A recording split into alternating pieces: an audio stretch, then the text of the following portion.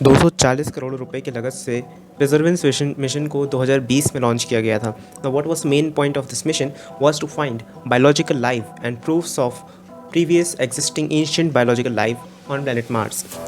ये Perseverance rover हमारा Mars पे फरवरी 2021 में लैंड किया था। जिस जगह पे वो लैंड किया था वो एक क्रेटर थी। एक क्रेटर क्या होता है? एक बहुत बड़ा सा गड्ढा, मतलब जब एस्ट्रॉयड किसी भी प्लैनेट पे टकराता है तो उस जगह पे एक गड्ढा बन जाता है बहुत बड़ा सा। अर्थ पे भी जैसे आपको बहुत सारे क्रेटर्स मिल जाएंगे जगह जगह पे, इसी टाइप का एक क्रेटर मार्स पे भी है। उस क्रेटर का नाम J0 क्रेटर रखा गया था और वहाँ पे परसेवरेंस रोवर लैंड किया था। J0 क्रेटर एक इम्पैक्ट क्रेटर है। Now what is an impact crater? According to NASA 3.5 billion years ago एक एस्ट्रॉयड, मोस्ट प्रोबेबली एक बड़ा सा एस्ट्रॉयड मार्स से टकराया। जस्ट लाइक ये एक मार्स की सरफेस है, अगर ये एक सरफेस है और इस पर अगर एक एस्ट्रॉयड टकराएगा तो इस पर एक इम्पैक्ट बनेगा और उस इम्पैक्ट से एक क्रेटर बनता है ना। तो ऐसे ही J0 क्रेटर है। Now what is basically the importance of J0 crater? There are basically two importance. First of all, it is a landing site for Perseverance rover। वहाँ पे Perseverance लैंड किया था। और दूसरा इंपॉर्टेंस है कि J0 crater में बहुत ज़्यादा मात्रा में हमको सेडिमेंटेशंस मिले हैं। I mean, there could be a massive freaking river flowing into a crater। It is said कि J0 क्रेटर एक मार्शियन लेक थी पुराने समय में, मतलब बहुत साल पहले जब मार्स पर पानी हुआ करता था। बेसिकली मार्स पर पानी है हमें कैसे पता? We know that in past Mars पर वाटर था just because of J0 crater, because at the crater we can find sedimentations, we can find clays which clues at water।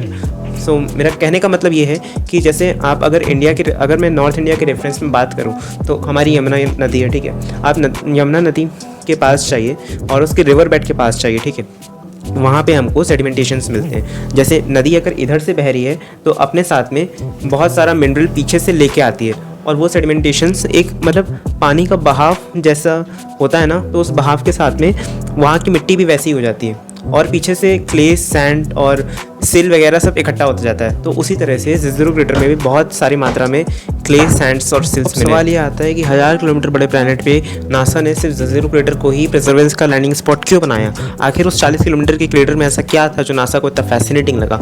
Basically fascinating इस बात का पता चलना ही बहुत फैसिनेटिंग है कि वहाँ पे कभी लेक होगी, क्योंकि अगर वहाँ पे लेक थी इसका मतलब कि वहाँ पे बहुत ज़्यादा चांसेस है कि वहाँ पे लाइफ हो सकती है।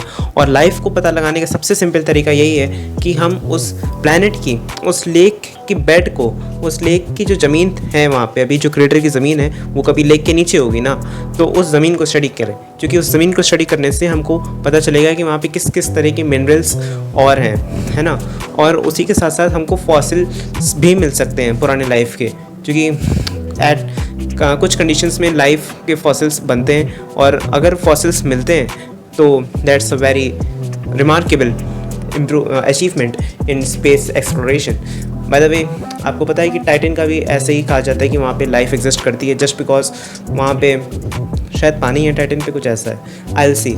By the way, in my next video I will make a detail video on the Perseverance mission और उसके अपकमिंग, उसके लेटेस्ट अपडेट्स क्या थे परसेवरेंस, क्या हैं परसेवरेंस के और कैसे वो मिशन स्टार्ट हुआ था। Thank you guys for watching this video.